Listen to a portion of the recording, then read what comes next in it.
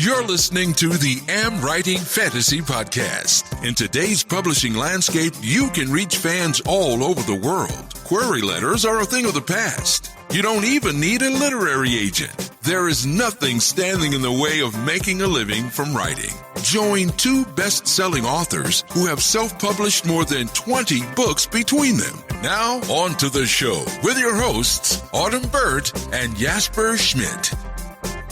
Hello, I'm Jesper. And I'm Autumn.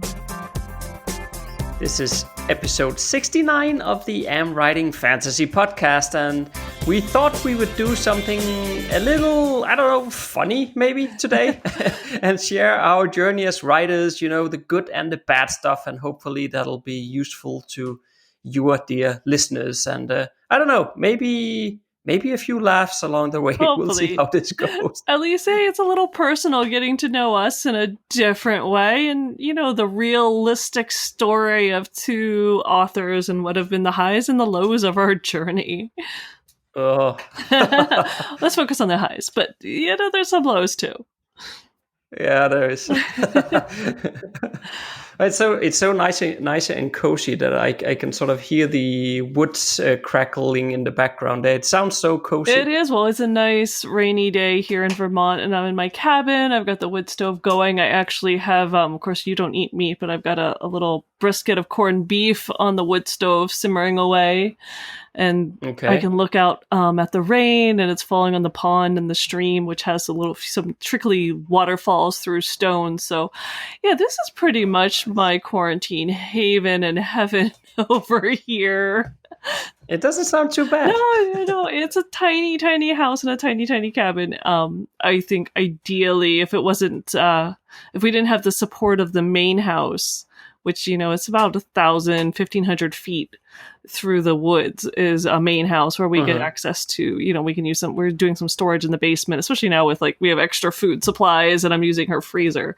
They have a spare freezer, so we've got some space over there. But if it wasn't for that, this is a little bit too small. I'd want another 20 or 50, 100 square feet to be my minimum ideal size. But you know what? In many ways, it is just quiet and pleasant, and especially being almost done. I've done some built-in shelves and stuff. I'm so close to finishing the inside. I can taste it. So I'm very excited. But I can't remember, did you have to go to the house to use the toilet and the showers and stuff? You have to, right? Well, we only have to go there now for the shower. We have the composting toilet and everything hooked up in the cabin. So we're pretty self-sufficient except for showers. Unless you want a really cold bath, you can jump in the stream. Otherwise, I prefer going to the sauna and house with the shower. Yeah, of course, yeah. So at least then, because then you don't have to get up in the middle of the night to go to the house to, use the toilet or something. That's horrible. Yes, that would. We did that a few times when we rented summer cabins in Finland. Yes. Because Finland is also a huge country, so a lot of the summer cabins they don't have toilets and stuff like that, running water and stuff. So. A lot of the time it's this outhouse where there's a toilet out there full of mosquitoes and shit, and then you have to go out there in the middle of the night if you have to go to the toilet. I hate it. I hate it so bad. Well, it is sad with the modern things like the composting toilets that are available, and this one's one that you could use on a ship. It's seriously, this is not that hard to fix things up to have it all inside and pretty, clean and hygienic and usable. It's so nice. Yeah, indeed. Yeah. So how else are things on your side of the ocean? Well, it's just a bit kind of quiet. I mean, well, it depends. I guess you could say if you're looking in the media, everything is going crazy. It's not quiet at all, right? But self-quarantined at home and you don't see any people. You just sort of sitting in the office most of the day doing writing and work. And then, in the afternoon, sitting and watching Netflix and stuff like that. It's just if when you're not out and about like you normally are, it's amazing how, little actually happens. It's just He's just at home. Yeah. That's it. To me, it's Yeah. amazingly, I've always been good, even while we're traveling and as a full-time author, I've always been good about pretty much knowing the days of the week. But there's been a few times the last week that I've been like, is it Thursday? Oh no, it's Monday. Or, oh no, it's Sunday. It's just like, I usually know, but for some reason now that the entire world is off the normal work week, I don't have a clue what day it is anymore. No, that's what happens, right? But that's also why yesterday evening, I watched a movie on Netflix called Wind River. I don't know. Do you know it? I don't think I know that one. No, it's probably not. I don't know. It's probably not that not mainstream, but it's probably not that well known. I guess I should call it instead. But it's a murder mystery from 2017. So it's like a U.S. Fish and Wildlife Service tracker and then an FBI agent who teams up to solve a murder on the Wind River Indian Reservation in Wyoming. Interesting. Yeah, it's a cool setting. I like it because it has all the wintry theme stuff, so it's not easy to get around. They can't easily get help from the outside and all that. So I quite like that when you pin the characters into a setting where they can't just easily get help. so that's pretty cool. And I also think that the character motivations are pretty good in it. For example, the murder that they're trying to solve is of a young Indian woman who was murdered there. But it then turns out that the Fish and Wildlife Service tracker there, he also lost his own daughter. Oh. So there is a good character motivation for why he wants to help with it. So he's trying to help the FBI agent solve it. So it's pretty good. But I would say as well that there is a lesson in there about trying to understand the tropes of the genre. Oh, no, really? Yeah, because it's like, I'm not going to spoil anything for anybody who wants to watch it, but towards the end of the movie, it turns into like a shoot everything up kind of thing. Where, when you're getting into the last 20 minutes of a murder mystery movie, I'm sort of expecting that there's going to be a big revelation or plot twist or something. That's sort of what you normally would expect in this genre. But so it was not a bad movie or anything, but the ending just annoyed me somewhat because it was like all of a sudden it just goes crazy and everybody starts shooting. It's like, what? If you want to do like a genre mashup thing, I think that's absolutely fine. But then you need to start doing it from the beginning, so you sort of understand all the way through the movie that or if in our case we're writing books, so you make the reader understand from beginning what type of book this is or what kind of movie it is, right? You shouldn't wait until the end and then all of a sudden it turns into something completely different. Yeah, mashup usually means, mixed up from the beginning, not a front end and a back end that's completely different. Yeah, it was like a 1 hour, 45 minutes movie and everything along the way was, standard mystery murder solving stuff. There was nothing weird at all, and then the last 20 minutes it just goes completely crazy. It becomes a cowboy shoot 'em up sort of thing, sounds like. Yeah, everybody starts shooting at each other and it's not really like any revelation to figure out who the killer is because it just comes out with all the shooting stuff and it's like, okay. Yeah, it's not a bad movie. I make it sound really bad. It was not bad. It was okay, but I was just not a fan of the ending there, and I don't know. I think that was a lesson for us writers there. Be careful with the expectations of the genre, and if you want to break it, fine, but at least set that expectation from the get-go. Then a week on the internet with the Am Writing Fantasy podcast. So, Autumn, you created a poll on the Facebook group about a possible short course that we could create for people now that the COVID-19 self-quarantine is ongoing.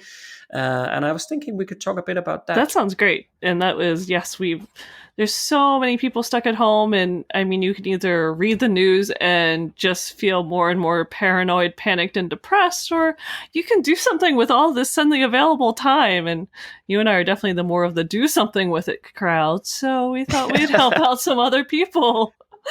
We're adding more tasks to our endless to-do list. I don't know how smart that is. I but know. Anyway. I feel the weight. It's teetering. I've got to add some more supports, I think. Yeah, indeed, yeah. Yeah, but I was checking on the result earlier today on that poll that you created, because basically what we did was that we made a poll and said, okay, if we're gonna write, or no, sorry, not write, but if we're gonna teach a very quick short course, what would people's favorite topic be? And you put in some different options for people to vote on, but also allowed them to add their own topics if they wanted. Which I don't think I came in 2 days later. No, yeah, then there was some who was it, Perry, who cheated and said, "I want all the above." So cheating. Yeah. But I think I came in 2 days later, and then I added my fantasy map making option. But I think so many votes had already been cast at that point, so it was too late. Damn. I thought I had that in there from the beginning. I thought I had something about map making, but maybe I was wrong. You had world building. Oh, shoot.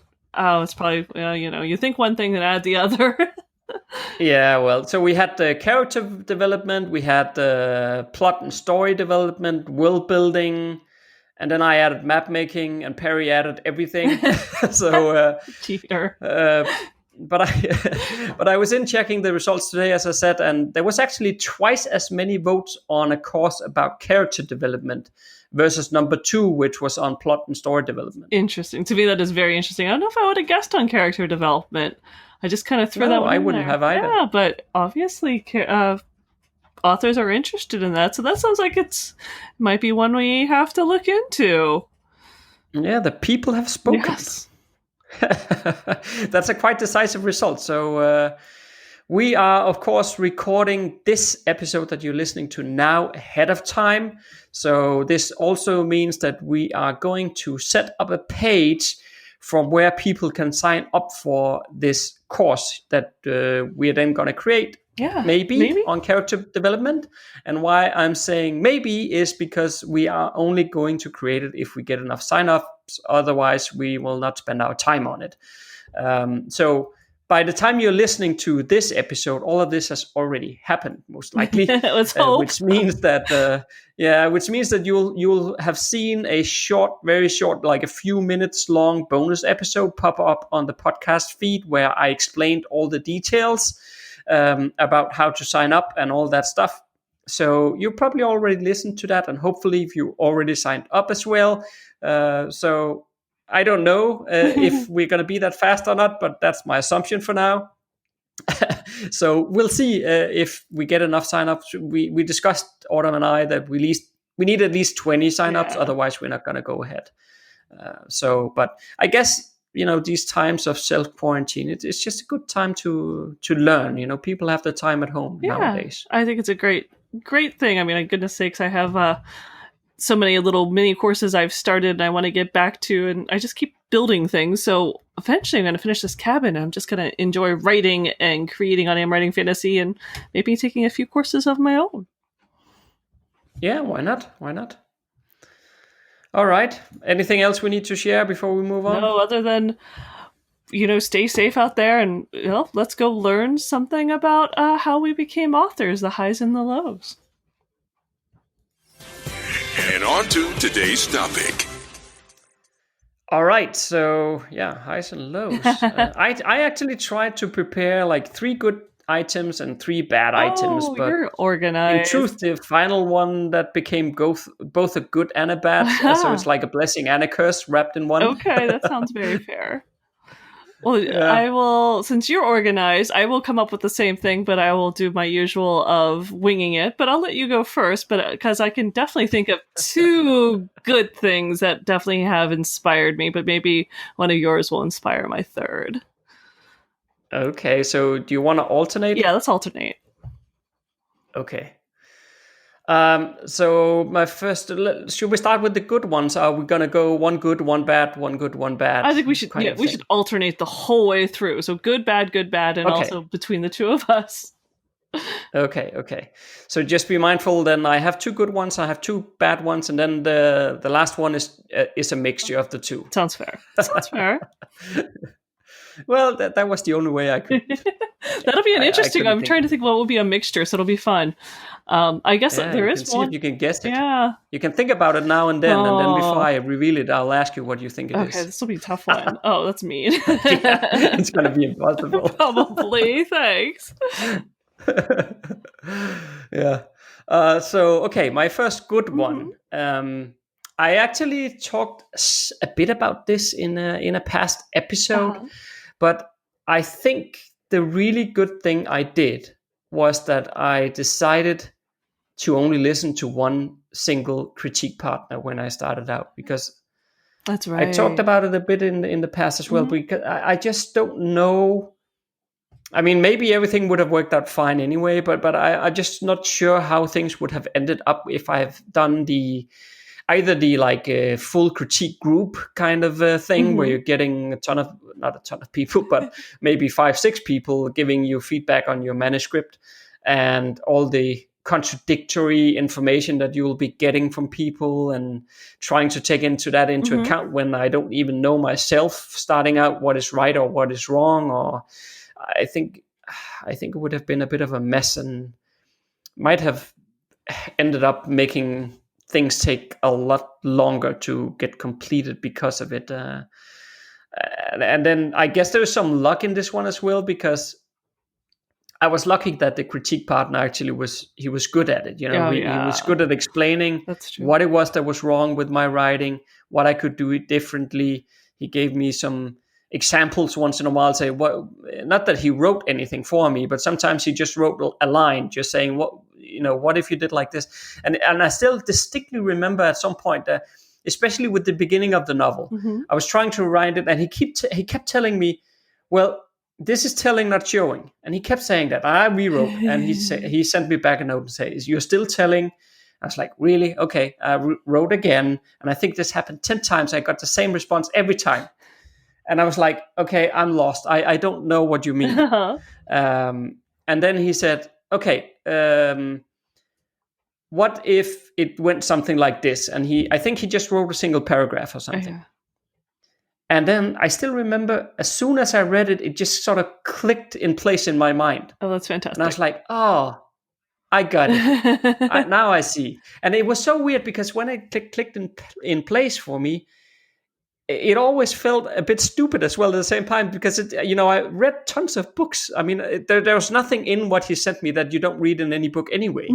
But there was just something, because I was in the middle of the process, and he was telling me in a reflection directly linked to the story that I was telling, that just made it click. Whereas when I was just reading other people's books, it just wasn't as obvious. I don't know. Yeah. It was just I just couldn't get. I just didn't understand how to tell the story without it just being like, here's an info dump of text where I'll tell you about the world and whatnot, right? The famous fantasy problems. Yes. Well, I think that's that's a typical one, I think, for a lot of new authors too. We could do a whole episode on what the difference of what that really means. So we won't go there, but that is a huge step to learn. Yeah, we actually have not on the podcast feed here, but on the AmWritingFantasy YouTube channel, there is actually a full interview with Chet. I forgot his last name, but he's a line editor. Oh yeah, there's a full episode with him where he's talking about show versus tell. There you go. So you can find it on the YouTube channel if you're interested. But it's a really good conversation, and he explains it in detail. How to avoid it and what to think about and whatnot. So that's pretty good. That sounds good. I think for me, one of the first things that I did that I think made a big difference is, I had spent a few years, I think, querying agents and actually getting some responses, but never really getting an actual agent, never getting a publishing deal. And it was really my husband who actually found an article on self-publishing. And again, this was 2014. So, really ebooks became popular in 2012. So it's only 2 years in. It was still pretty much an unknown thing. And it was interesting because the article was actually about someone else who was also a federal employee, just like I was at the time. And that she was trying self-publishing and her experience. And it was just sort of like what you said. It was so similar to what I'd been doing and what I wanted to do that I think he had even mentioned it, and other people had mentioned maybe self-publishing, and I had taken 2 adult ed writing courses, but neither of them had even mentioned self-publishing at the time. It was completely unheard of. They were completely unhelpful. And so it was the fact that he recommended it, and I read it, and it was so similar to what I was doing. I'm like, yeah, I'm doing that. And it was, I think that was December. I remember it being right before Christmas. So that was December at the time. And I said, yeah, I'm going to give this a go. And it took until February to get everything ready and to figure out how to get everything ready. But it was because of my husband and him sharing that article that I actually became a self-published author in early 2012. I'm sorry, that's when I first published Born of Water. So right at the beginning of the ebooks. I think that was just phenomenal. And I think I would have totally waited a couple more years and kept querying agents if he hadn't ever pointed that out to me and got me going. Yeah, that's good. And I guess that was also back when, maybe some people could argue that it's still a bit the case today, but there was a lot more stigma around self-publishing back then. Oh, yes. And we can get into, if we want to switch to the bad side of self-publishing in 2012. I will say that as my first bad response. So you go ahead with yours.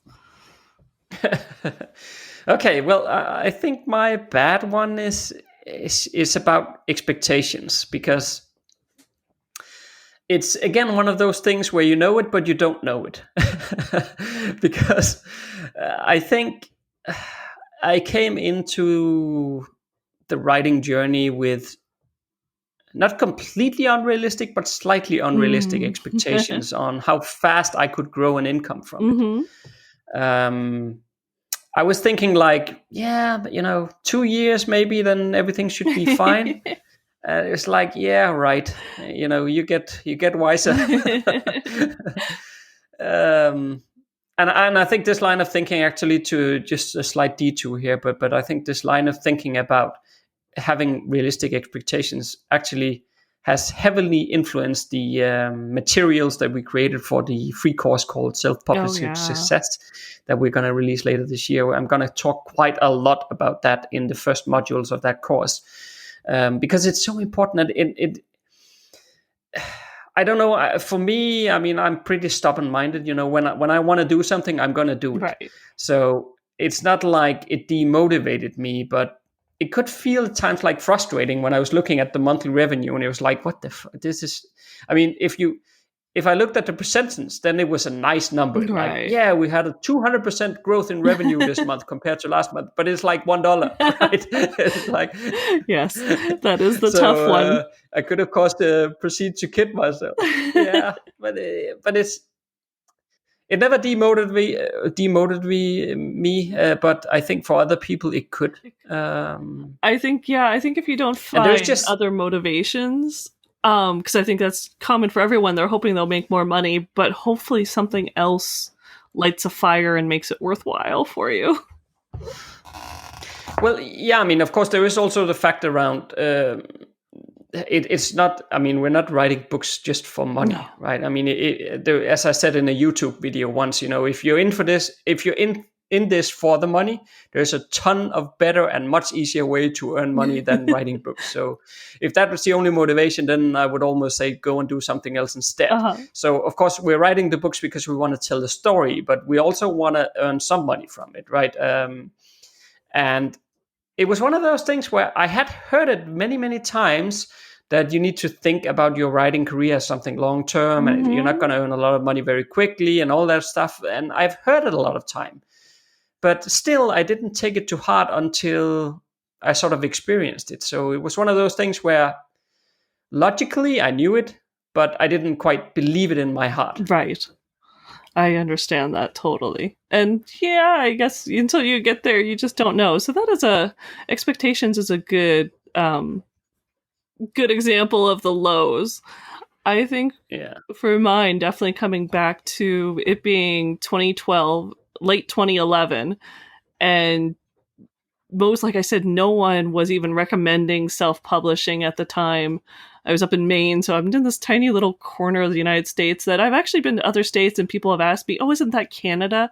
So Maine is not a well-known state, even in the United States, surprisingly. And so no one was really supportive. There was no one in the community who I could ask questions of, and so I did make some of those very typical newbie mistakes. Even though I had my book, I had just taken these courses. I knew a bit about editing. I edited. I had someone else look it over. I published it with still too many errors. It wasn't a good editor. It wasn't a good edit. It was, even though I would say a self-made cover, but I keep thinking I still have self-made covers. But hey, I'm a graphic artist. But my first cover, I hadn't gotten into Photoshop. I did kind of put up something. It wasn't the best cover because, again, what were you comparing things to in 2012? There were so few books. I don't even think there was a million books on Amazon at the time. Despite all that, you could run a promo and you could get 10,000 downloads on a drop of a hat. It was so fascinating and so much fun. It was. I think back then actually it didn't matter as much what the cover looked like. No, it really didn't. I refer to those days now as the Wild West of the indie publishing world because it was anything goes, and you could shoot to the top, you could shoot to the bottom. Oh, it was tons of fun and just absolutely crazy, crazy times. But yeah, those were definitely some of my mistakes because I just didn't have the advice. And again, that's what's led to some of our classes and courses and everything else is because the stuff just wasn't available. There was no advice on the web. There was no help at all. And even some of the publishing companies I talked to, I ended up using a publishing company in Maine, and they helped people, do print books, but didn't help people at the time do ebooks. And when I explained what I was doing, they're like, really? You can do that? I mean, when you look, Stephen King in Maine basically started the ebook revelation in 2008 when he published something that you could only get online. He is the start of this. And yet I had Maine publishers who were going, you want to do what? And I don't know. I guess I could help you edit it. It was so unhelpful. So that was definitely my low side, as I started so early and in such a little weird corner of the world that even though it was very literary, Stephen King, I mean, seriously, he was a town away. Just the help support and writers groups were just not there. And that was really difficult. Yeah, but there is actually, believe it or not, but there are still people today that doesn't know that you can self-publish on sites like Amazon and stuff like that. It still exists. And there's still some people who just poo-poo it and say, no, it doesn't matter unless I end up being, published by a big brick and mortar. And I'm like, well, okay, that's all right. To me, that's fine. I mean, each to his own. I don't mind how people publish if they self-publish or they think that it's much better to be traditional published. I don't care whatsoever. They can do what they want, but at least they should just be mindful of the decisions that they're making or what it means, right? And I think, to me, it's the attitude that it is the only and true and tried way. You know what? No, it's just one way. They're all equally viable. Yeah. I don't like people looking down on other people. It's just not right. No, I agree with that. And I think the other thing about it is also that it's not like it's a one-time forever decision. Mm-hmm. The decision to self-publish or traditional publish, it's also a book-by-book decision. That's true. I mean, it doesn't have to be so that now I decide that I want to be traditional published, so from now on, all my books are going to be that, or vice versa, everything is going to be self-published. I mean, you can decide what you want to do per book. And I still think hybrid is probably one of the best ways to go. I mean, you get the best of both worlds. Yeah, I think so. But I think so. You got to find the right. It's not platform. Easy, of course. No, you got to find the right platform and be in the right spot, and so many other things must align in the stars. Yeah, and you need an agent as well to be able to do that. That's another story. All right, something else though. What was another good experience, another high of being your writing journey?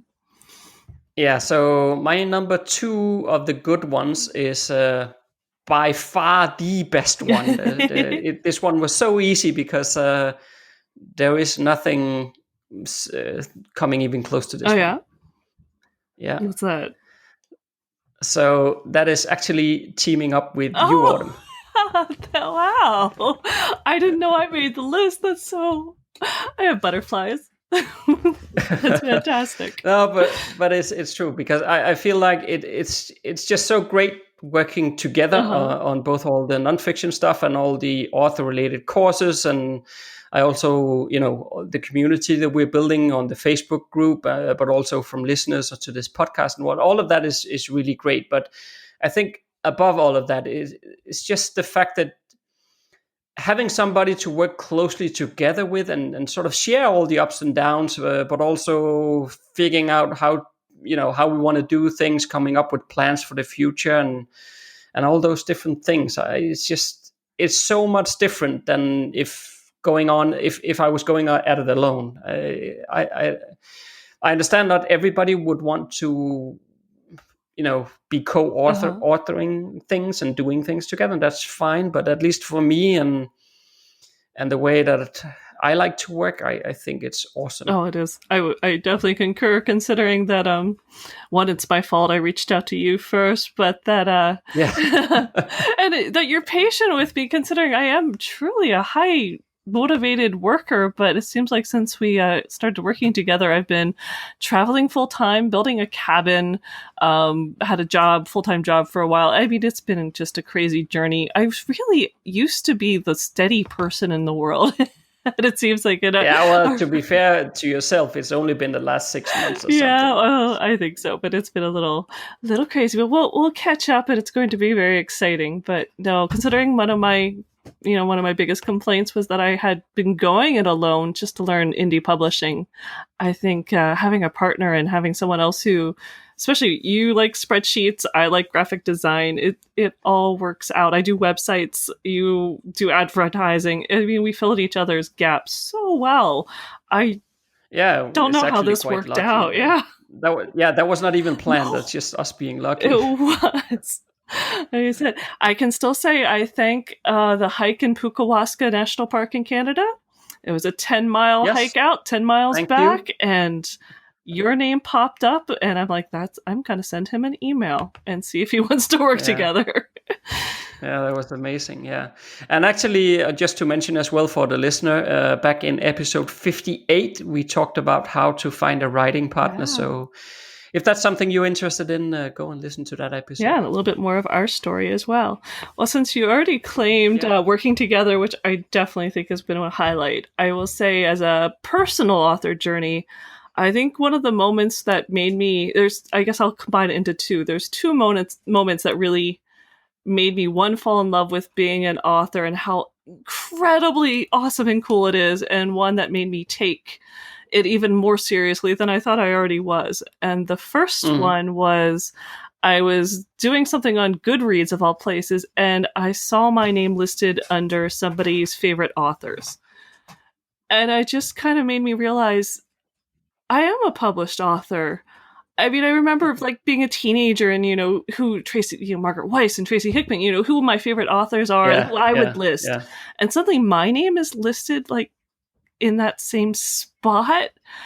And I mean, it still gives me tingles. I mean, it made me tear up. I know I did a screen capture of it, and I'm just like, that was it. That was just the moment for me of, I'm an author, and it's serious, and someone actually loves my writing so much they're saying I'm their favorite. So that was so exciting.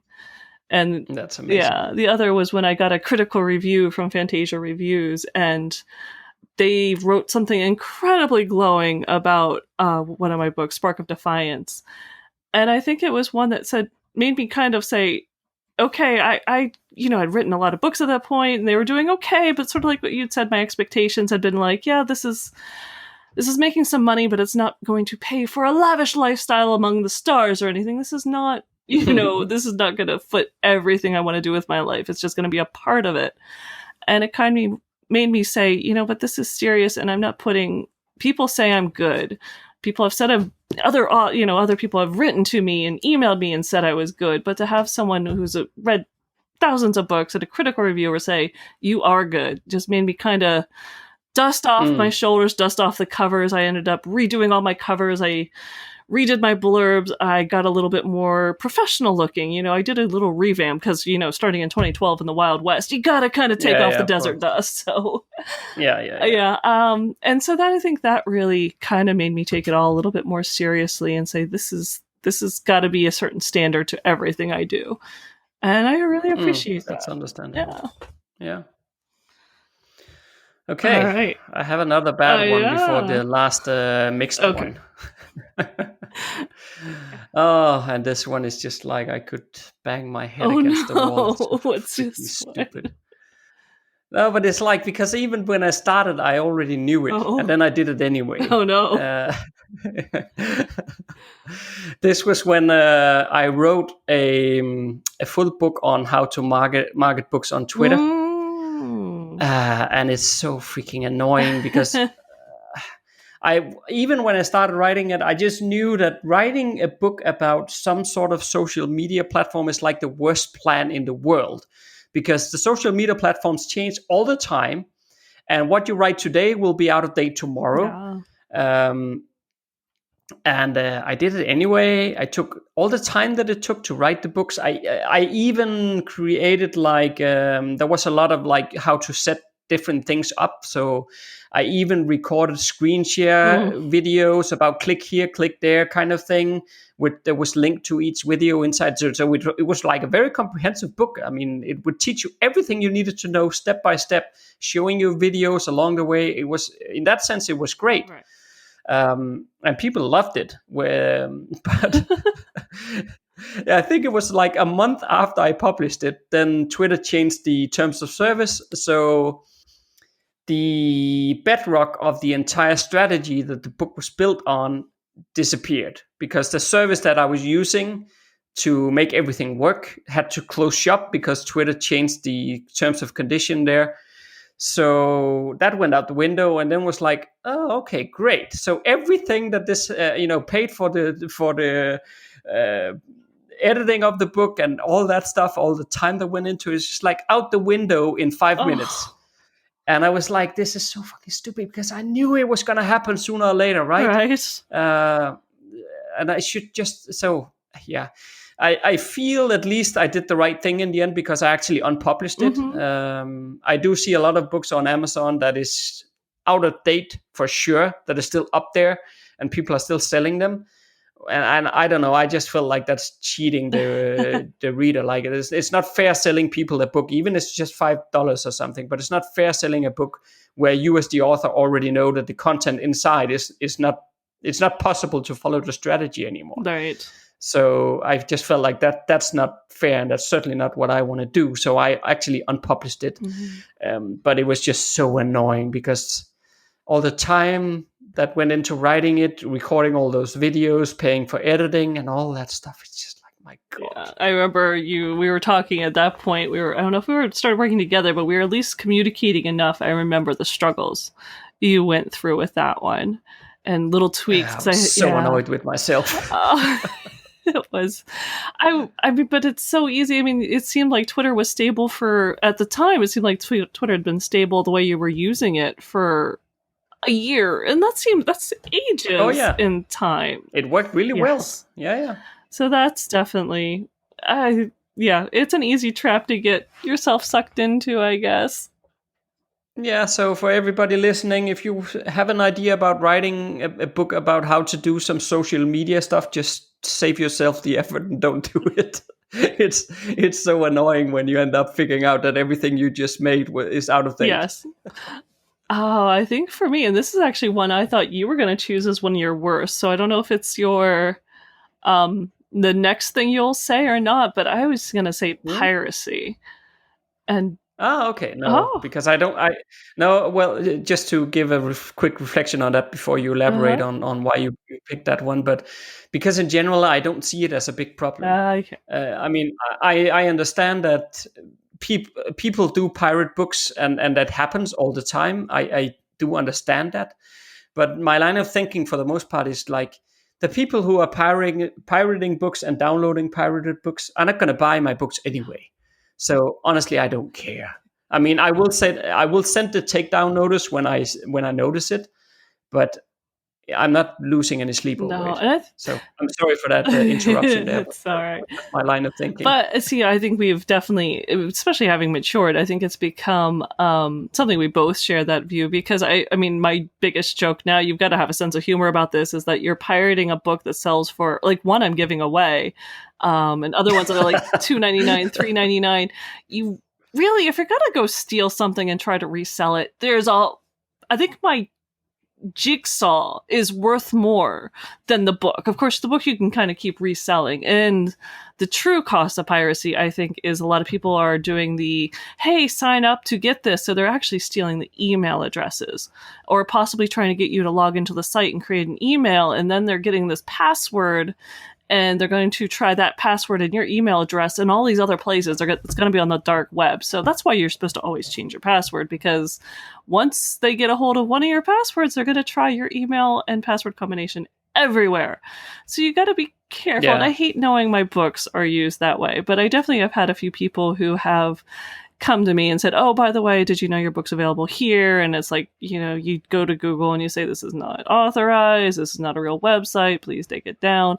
And it gets tiring, because I do try to at least stamp it out, because it bothers me to know the end result of what they're trying to do. For sure. But it is crazy. Sure. And it is funny, though. I will say it's not really piracy, but I do actually know that since I published my book, someone else came out with the exact same title. And she's a great author, and she's doing really well, and it's a different book, a different cover, but there is something just kind of like, you had to name it that. I was there first, but we don't copyright titles. You got to get over that one pretty quick. Yeah, indeed. I was just about to say, even when we write our fiction, I don't intend to sit and check all the books on Amazon to check if somebody has the same time. I mean, it can easily happen coincidental, right? So. Yes, especially when you're doing elemental magic. I mean, eventually someone's going to come up with the same title you are, but oh well. But definitely, piracy still bothers me. I just wish the world was a different place. Yeah. I guess so. Yeah, it's annoying. But at least from those pirated sites, as you said, a lot of the time they actually trick you so you download malware and stuff like that. So I hope those people who are then stealing by downloading pirated stuff are going to learn their lesson when their computer gets corrupted. So just go buy the maybe books. You shouldn't do that again. Support the authors. Yeah. Please spend $2 and support the author, please. So that's how you should be behaving. Yes, please. But of course, that doesn't apply to any of our listeners, because they're all authors, so they get this. All right, so you're on your plus and minus combined. I have one as well. Oh, yeah. So what is yours? And don't make me guess it, because I don't have a clue. No, okay, I won't let you guess it then. We'll be here the rest of the day. So.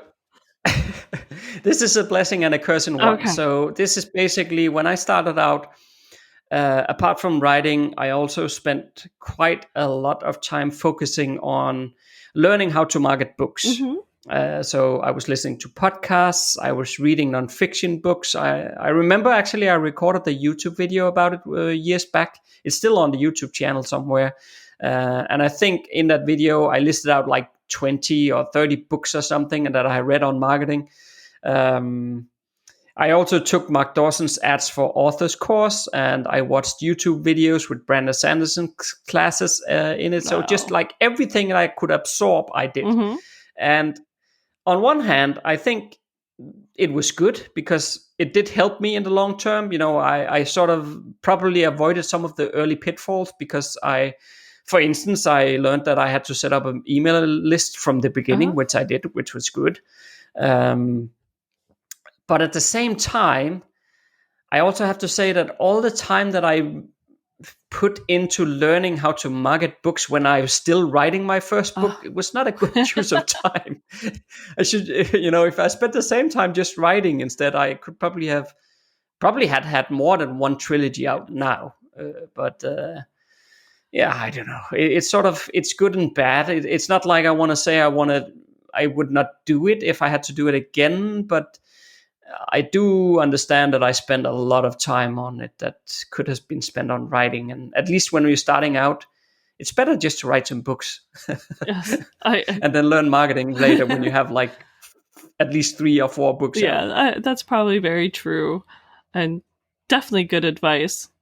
And I have to say, even as a author with as many books out as I have, that there's still times I'm like, gosh, I'm wasting my time. I'm building a cabin. I could be writing, or I could be, if I was more serious on graphic design, I could have learned this, this, and this, and this by now. But there are only so many things in the day. And you know what? Life is not all about just my nose to the grindstone. Occasionally I have to go for a walk with my husband and the dog, or they might not be there in the morning. Life keeps getting in the way. What's going on? It does. Kind of reminds me every once in a while that it's not all about fantasy worlds and characters in my head. Huh. So my plus and minus is going to sound like a total minus, but it actually had a plus, even though I would never do it again on purpose, was that I was writing. I used to write all the time on my iPad, and I was writing one time, and we went to back up my iPad, and I had, actually it was a new software update, went through on my iPad. And I hadn't backed up my story before we started it, and I lost 10 chapters. 10. Jesus. And it was my second book, so I had one book It's like 30,000 words or something. Oh, easily. I mean, it was, I think that book, it's Rule of Fire, and it was, I think, 110,000 words. I don't know how many chapters, but it's at least a third of the book. About a third of the book I lost in one go. Oh, my God. And it was, again, I remember it was December. I remember the dates pretty good that way. And it was just gut-wrenching, because it was book number 2. So I was... only had published one. I kind of knew I really wanted to do a trilogy. I'm still all new and wet behind the ears, and you lose a third of your book. And I was only, I was about halfway through it, so I lost the major chunk of my book. And it was that moment of, am I going to be serious about this? Am I going to be a writer? Am I going to sit down and fix this and rewrite it? Or am I going to just give up and say, well, I tried and it didn't work out, and life threw me a curveball and I just ducked and ran. So no, obviously 16 books later, I sucked it up, said, you know what, just give me a week. Don't bother me. I am going to take Christmas break and I am going to rewrite those 10 chapters. And I did. Ass in the seat and start writing. Yep. Sat down, wrote them, and I actually think they came out better, which is really kind of funny. Oh, that's good. Yeah. But I would never delete 10 chapters on purpose again. No, please don't. Especially one of our books. Yeah. Okay, well, I think that was some good and bad things about our author journey, so hopefully the listener will get something out of that. Yeah, hopefully at least they can see that there are goods and bads in every journey, and hopefully, hey, share, some of yours in the comments. It'd be really great to hear them. Yeah, that would be cool. Or in the AmWritingFantasy Facebook group, share it there as well. That would be nice. So, Autumn, I'm thinking if I get some music playing, then maybe you can talk us out here from this episode. Absolutely. So next up, we are going to have a secret surprise interview on our next episode. So please come back and stay tuned. Or maybe it'll be the two of us. Who knows? If you like what you just heard, there's a few things you can do to support the AmWriting Fantasy Podcast. Please tell a fellow author about the show and visit us at Apple Podcast and leave a rating and review. You can also join Autumn and Jesper on patreon.com/AmWritingFantasy. For as little as $1 a month, you'll get awesome rewards and keep the AmWriting Fantasy Podcast going. Stay safe out there and see you next Monday.